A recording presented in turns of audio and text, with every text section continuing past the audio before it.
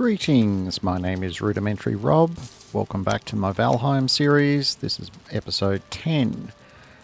We've got a slightly different lineup of action today, and I would thoroughly recommend that you stay tuned because this one is gonna rock.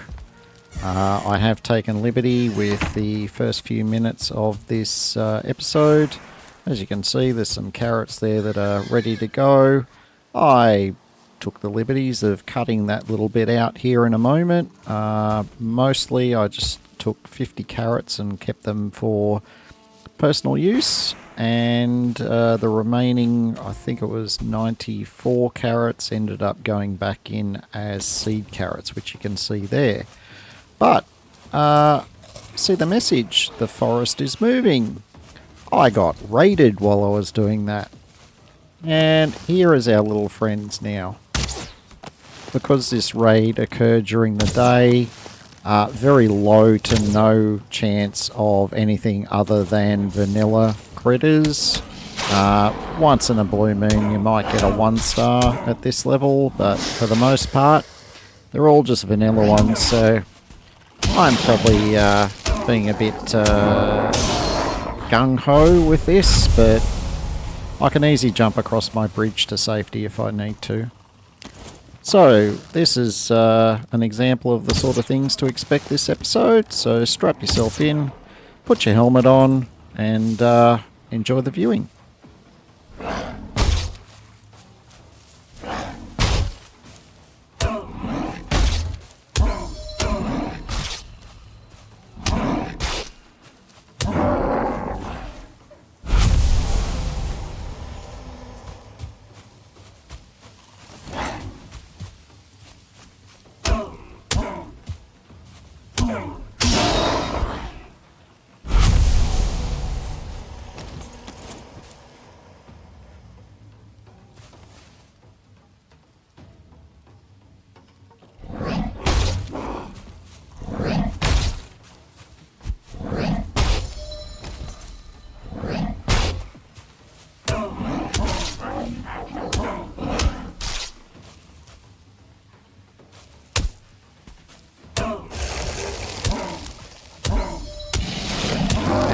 Here we get the end of raid message, which is the forest rests again.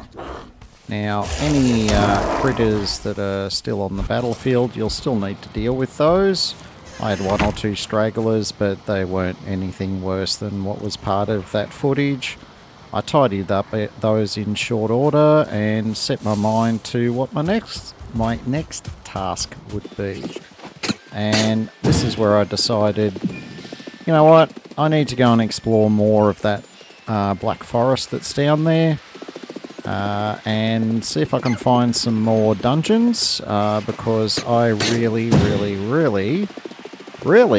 would like to get some more Surtling cores, because I really want to start getting some portals up because all this running 2 ways to get to my mining, and potentially when I get my new base up and running, being able to teleport around just saves so much time. And saves me a bit of time with editing too, so, you know, it's a win-win. So, here we are. Yes, this is approaching the end of the day, and we are only just now getting to the Black Forest down here. Because I'm just exploring, I'm not planning on killing very much, and avoiding most fights where I can. So, it being night time kind of makes it a little bit easier to spot the grey dwarves because their eyes glow. It does make it harder to see trolls though.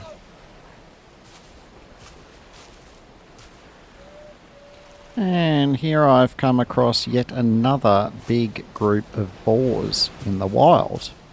Now, there's nothing about boars that particularly scares me, but nighttime this close to the edge of the forest, any critters that kind of detect you and end up knocking you out of your, you know, stealth state can put you at danger for other bigger, more horrific things. So I'll, you know, I initially try and avoid the boars, but because that one aggroed when I killed the grey dwarf, you know, he knew where I was and he was not going to take no for an answer. And then I thought, look, I've killed one boar, you know, why stop there?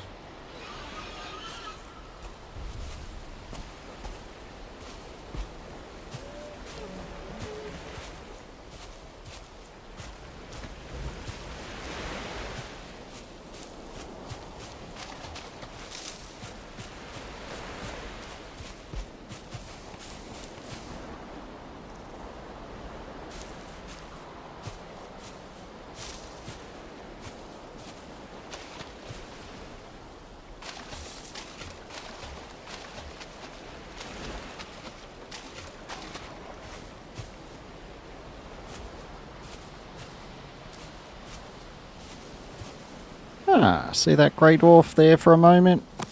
He's over the ridge, through the grass. Nothing but grey dwarf. Mmm, tasty.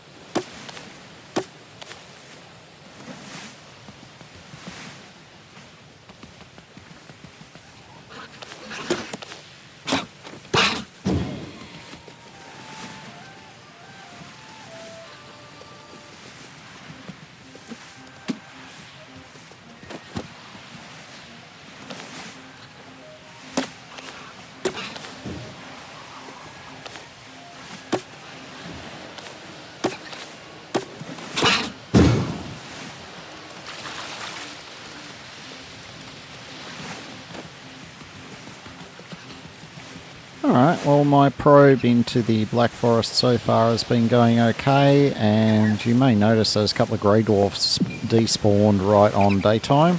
That's pretty normal. And daytime in the Black Forest is actually not that horrific, to be honest. You do still come across trolls and grey dwarves, but much less likely to be the 1 or 2 star variants. And I've kind of progressed to the point with my gear where the 1 or 2 star variants are the only ones that really provide any sort of a challenge. Ooh, hello. Who have we got there? Now, little tip for trolls. They do have a weak point, and it's their head.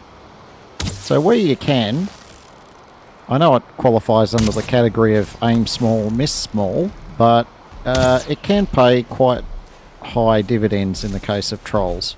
As you can see, that one arrow took off, I don't know, about 1/8 of his health. And they do have quite a bit of health.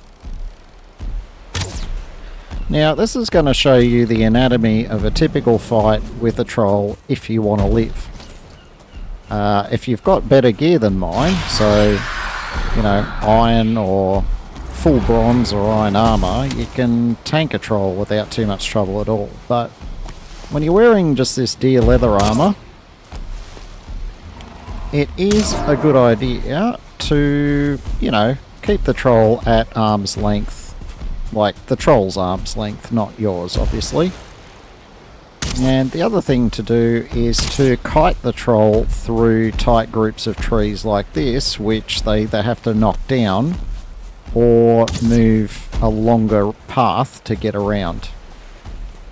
Now, the other tip with a troll fight is never keep yourself at low stamina. Always give yourself a chance to regenerate a bit so you can sprint short distances, and also, of course, drawing a bow actually has a fairly high stamina cost. And even if you think you've got the killing blow, save up a little bit of stamina and just make sure of it. Oh, and I've got the party patrol just showed up, because combat in the Black Forest will always summon a party. Prioritise your targets. I'm staying with the troll because the troll is almost dead, and it is the one that I can kill most quickly. With the troll down, we can now move on to his friends and family. Ordinarily, I would want to prioritise the shaman, because the shaman can, you know, heal in addition to poisoning me, but because none of them were 1 or 2 star versions of Great Dwarfs, and my mace hits them very, very hard, I elected to just belt them all so hard that the shaman was never going to be able to heal through it. Not always the best option, but it worked adequately in this instance.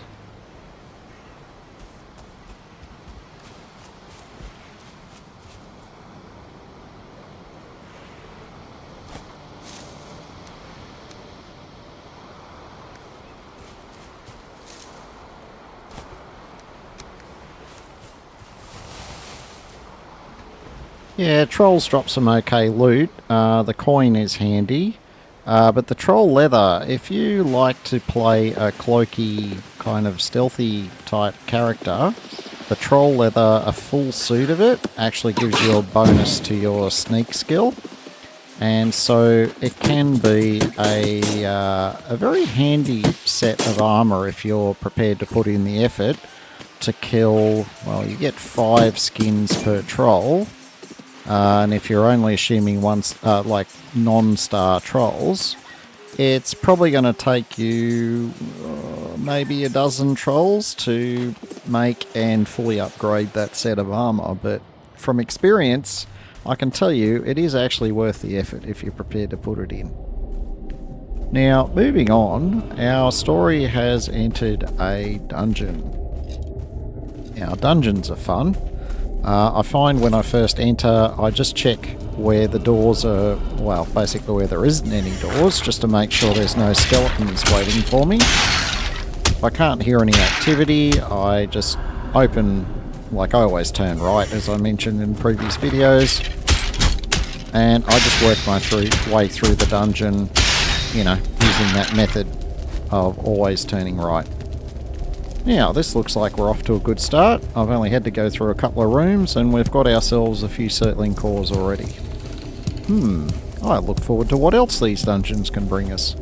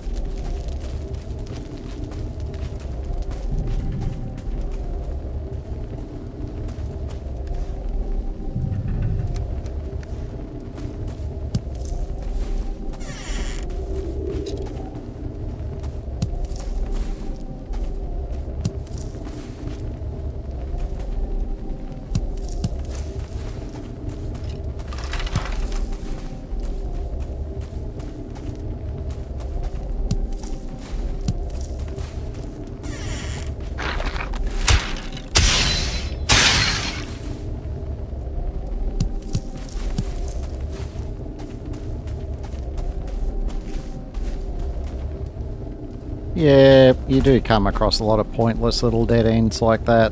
Not just in these dark forest dungeons, the ones in the swamps as well are a bit odd that way. I guess it's just a quirk of the randomness of the generator for these levels, but hey, it's all good. I'm getting some pretty good loot so far, so I'm not complaining.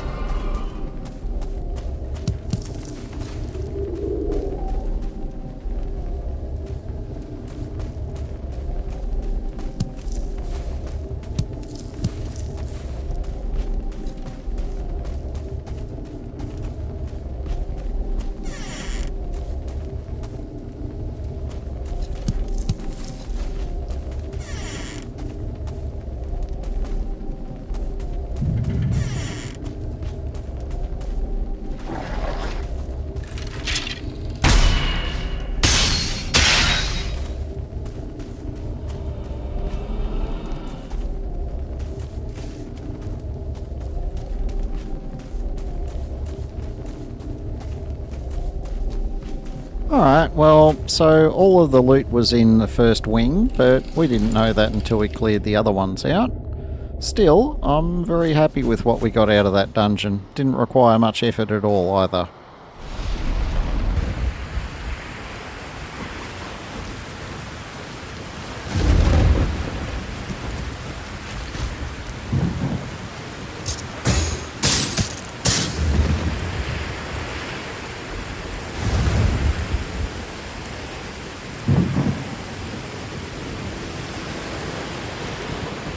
Alright, moving on to our next dungeon. Let's see what this one has in store.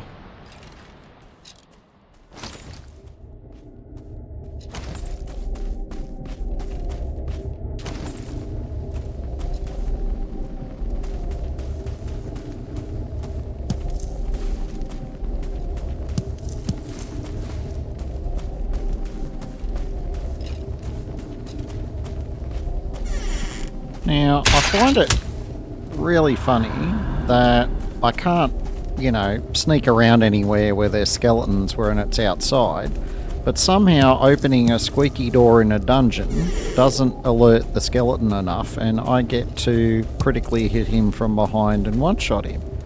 Look, again, not complaining, I just think, a little on the odd side.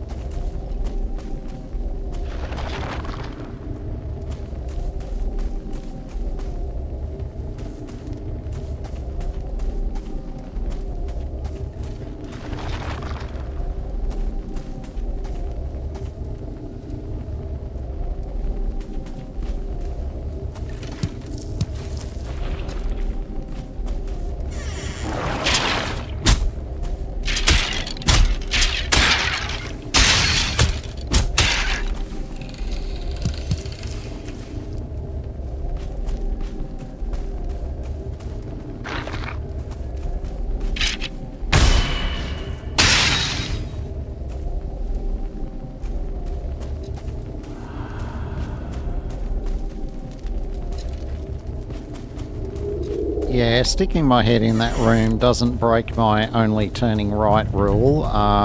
Because there was a skeleton there and it was so dark, I wanted to check whether there was a spawner I needed to get rid of first. Turns out there wasn't, so I was okay to go back to my normal exploration pattern.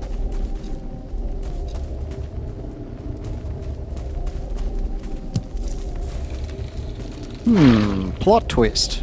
There was actually a spawner, it was in one of the side rooms. I had a feeling, I just thought it would be in the main part of the room, not off to the side.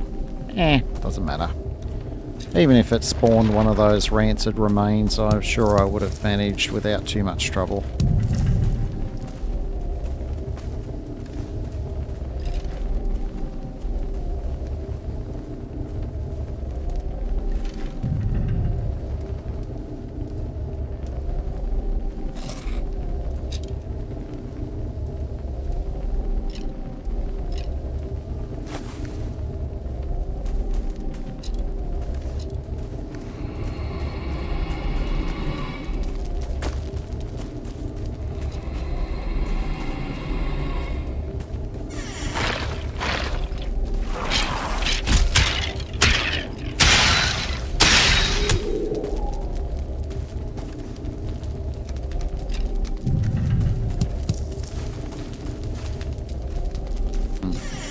What do they say about that? Speak of the devil and he doth appear.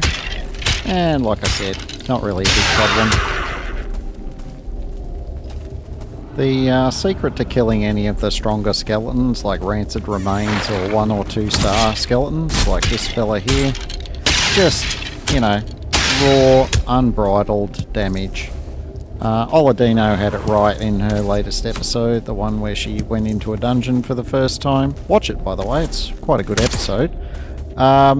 The answer is always go in there with the best blunt weapon that you can muster. Preferably, at a minimum, I'd be going for an upgraded club. But once you get bronze, making even just a tier 1 bronze mace, which is all I've got here, is easily enough to deal with these guys without breaking a sweat.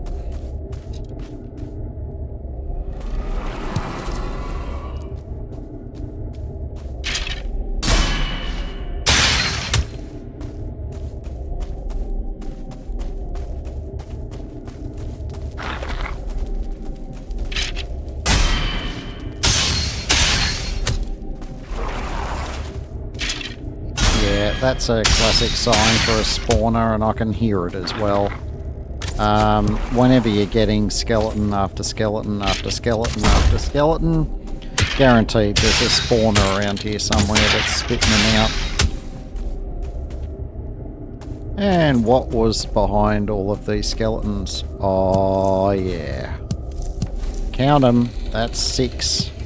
6 Surtling cores. Not to mention quite a bit of fat loot to boot.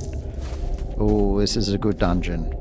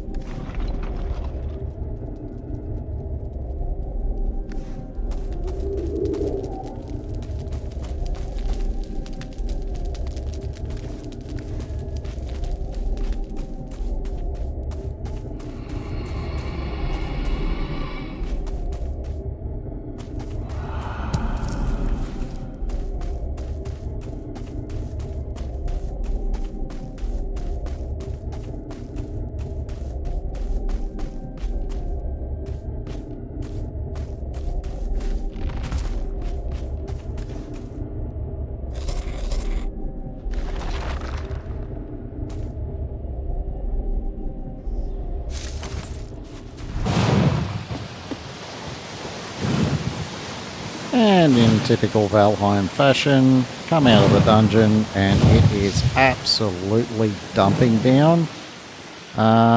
Except to just find up, which is nice. You may have noticed that spawner up on top of the hill, and I'm still trying to get around the one that was down closer to the shore. So I like to just kind of stealth along here for a little bit. But the other problem is we're now back to night time, which means we're back to taking it easy, being careful, and trying to avoid fights where I can at all manage it.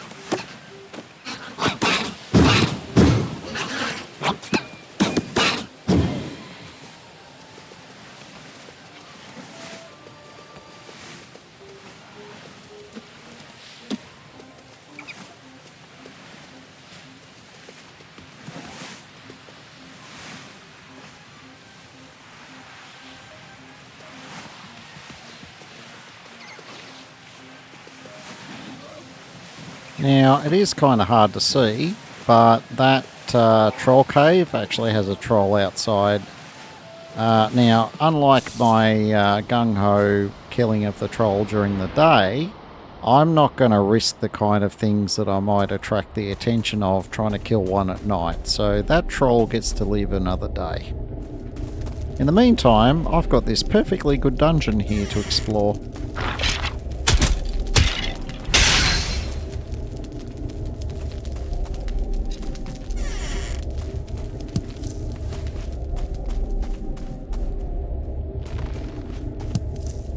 Oh, and here we go. We've got a green glow and another rancid remains. Except he doesn't seem to have very many friends, and my mace says, I'm bigger than you, and you are the one that must fold this time. Yeah, the difficulty scale on combat with Valheim is an interesting one, but gear upgrades, they're not trivial in any way, shape or form. You can get some very substantial upgrades just with one tech level. So you can only imagine what some of the endgame weapons, would be like up against some of these earlier opponents. It's quite hilarious, to be honest, but here we are, another 4 Surtling cores. I am loving this.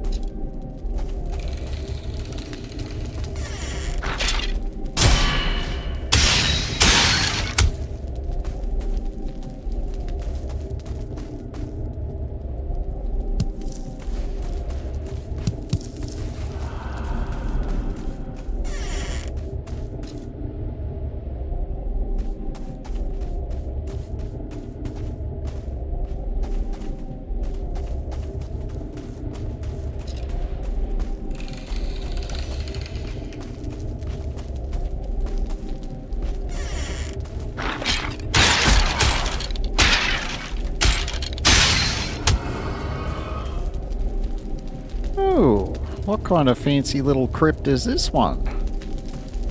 It's got a whole skeleton body there. And some more Surtling cores. Oh.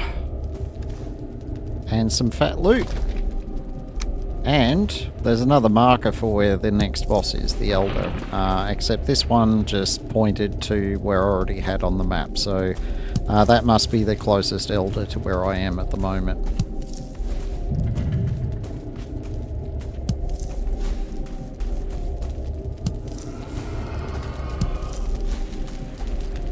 Now, it's worth knowing at this point that I now have 2 stacks of Surtling cores, and most of the other stacks that I have that relate to loot from dungeons are getting pretty close to full. And at this point, I've shed all of the things that I'm kind of willing to shed at this stage. So I'd more or less made up my mind that even if I find some more dungeons, I'm not going to run them. I'm just going to mark them on the map. I'm going to start heading home to start making use of all of this great loot.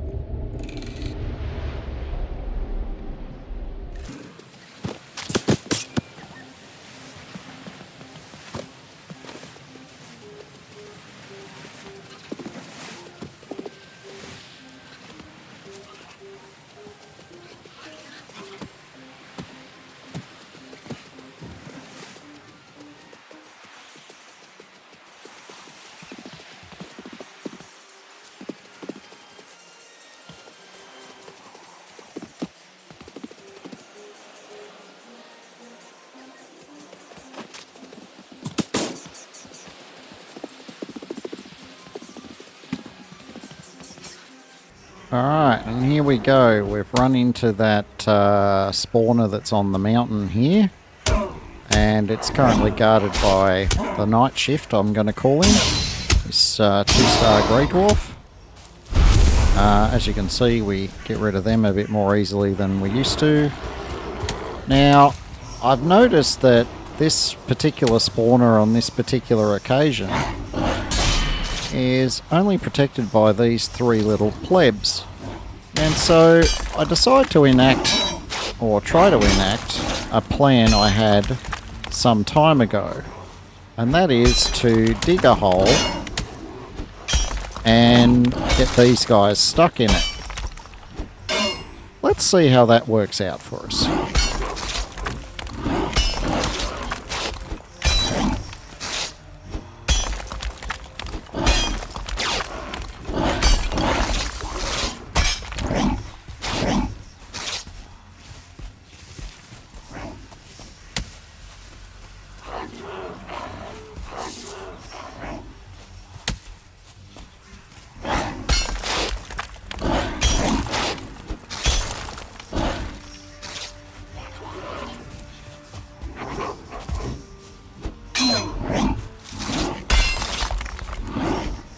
When you're trying to do this, and I will explain the reason in a bit, but when you're trying to do this, there will be times where you'll start shouting at the screen and, you know, wanting to kill these guys. But the thing is, you actually don't want to kill them, because when you're this close to the spawner can only have 3 of them up at a time. Now, if I've got all 3 stuck in a hole, it means they can't summon anymore. And we get this situation where I get free use of the spawner without anyone interrupting me.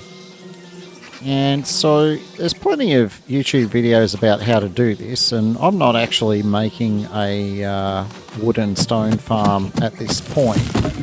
I just wanted to disable this spawner so that when I had the materials, I could actually come back and set up basically an infinite farm for stone, resin, and wood. I mean, you do get some other stuff, but that guy wasn't from the spawner, he just aggroed from somewhere else. So now I'm just trying to get the materials together for a workbench, and then I was trying to remember the dimensions of this thing, because to disable a spawner you've got to put a roof over it, and the roof needs to be a certain size. Spoiler alert, because I'd forgotten, we didn't quite get there on the first attempt. So, yeah, strap in and watch me completely mess this up a couple of times.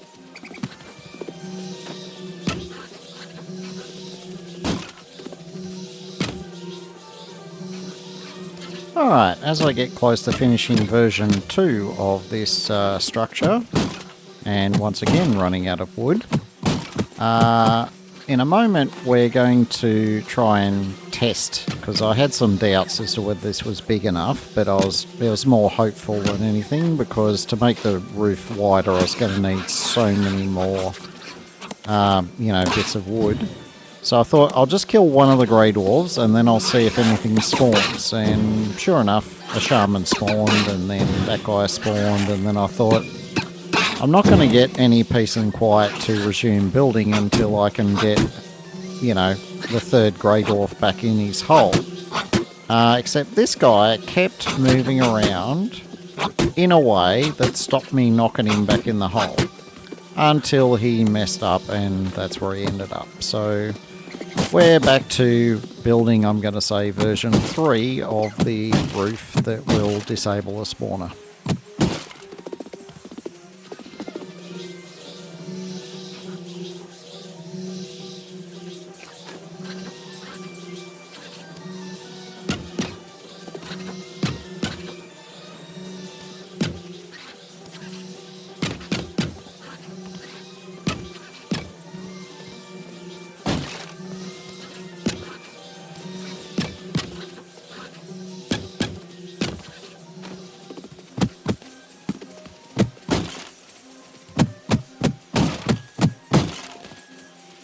Alright, we're now in race against time mode because, as you can see, the day is almost about to end and I need some more materials to finish off this roof. And I don't want to leave the area until this spawner is disabled or until I die trying.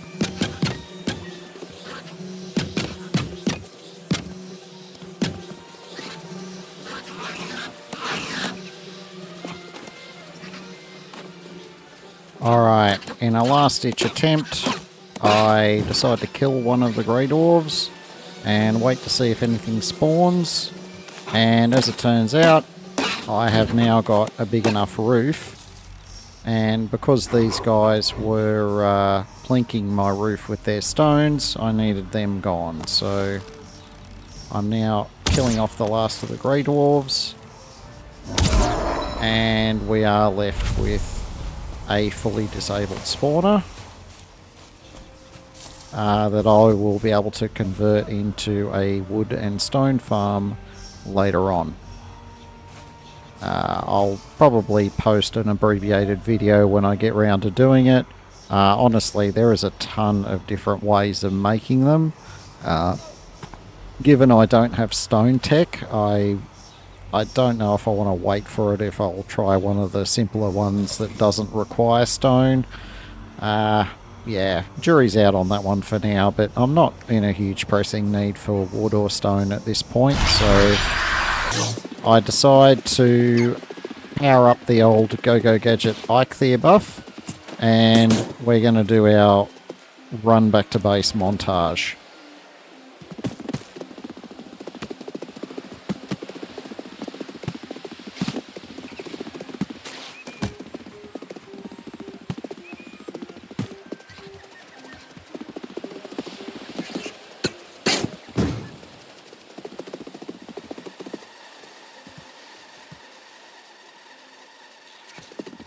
Now, in a complete surprise to me, I ended up coming across a couple of hives on my way back, but with my bag so full of really important loot, I had to leave them behind. But I did mark a spot on the map, and at some point I'll come back and get them, because having more beehives down at my base is definitely a good idea.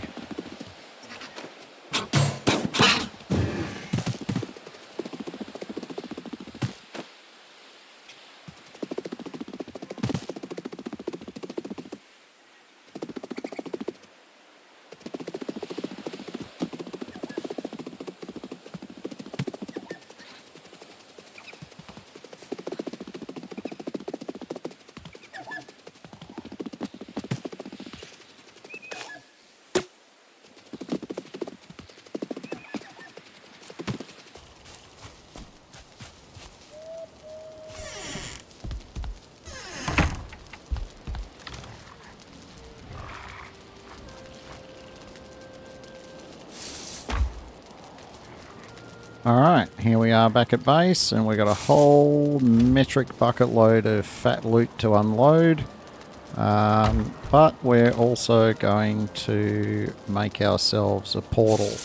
Now, this portal is not really going to go anywhere at this stage, but I will make up another portal somewhere else.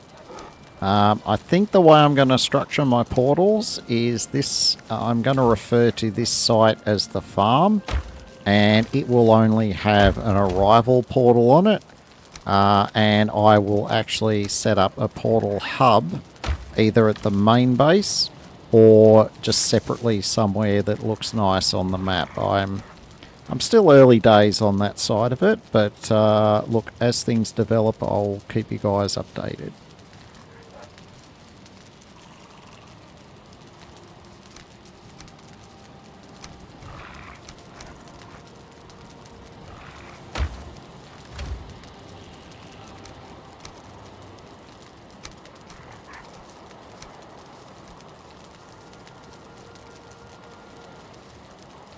Yeah, I'm really starting to feel the storage issues again, which is why I do want to press on and start work on a new base as soon as I can. I'll keep you guys updated on that one. In reality, I have actually started work on the site, but I am a long way away from being ready to actually show you anything at this stage. I have been recording it, so at some point I'll probably put a short episode together to show you how it's all come together. But for the moment, we are quite a long way away from that.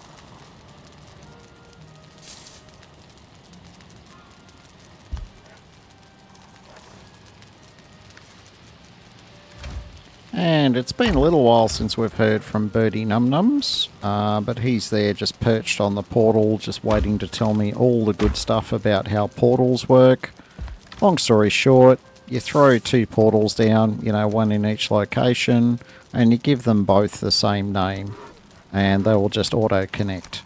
I'll show you how that side of it works when I get some more portals put down, but it's not particularly rocket sciencey on how they go together.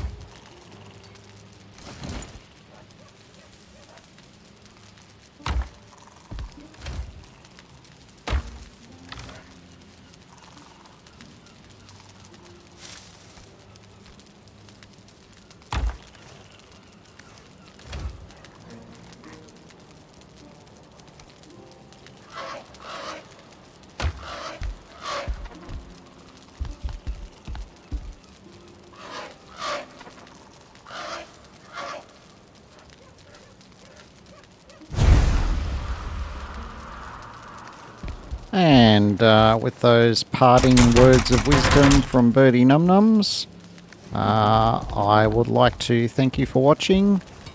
My name is Rudimentary Rob. If you want to see more of this content, don't forget to subscribe and hit the notification bell. And if you like what you see, give me a thumbs up. The coming up episodes are going to get more and more interesting as our tech advances, so stay tuned. And make sure you have yourself a wonderful day.